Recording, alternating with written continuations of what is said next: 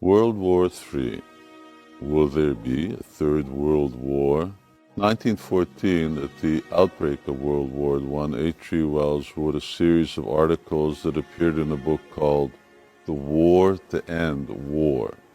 In other words, there would be no more war. Meanwhile, the retort of Prime Minister David Lloyd George was, this war, like the next war, is a war to end war. And so it was. World War II, Korea, Vietnam, Iraq, and it continues to this day, war, war, war. At a rough count, 240 million people died during World War I to the present day. Now, H.G. Wells didn't get it right. But can man stop war? And will the next one possibly be a nuclear war? Is World War III inevitable? If humanity carries on living as it's doing now, then my answers are, no, you can't stop war, and World War III may be one of them. Okay, is there any solution at all? And what lifestyle do we need to live to bring about an end to conflict?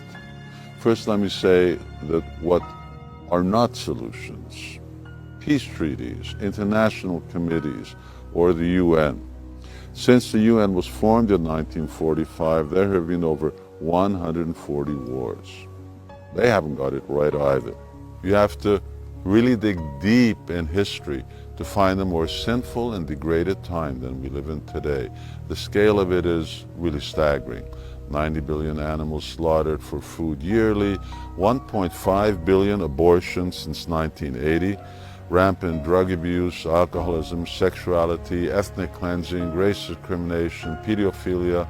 There's just senseless destruction of forests, waterways. Anyway, I can go on and on. The bottom line is this.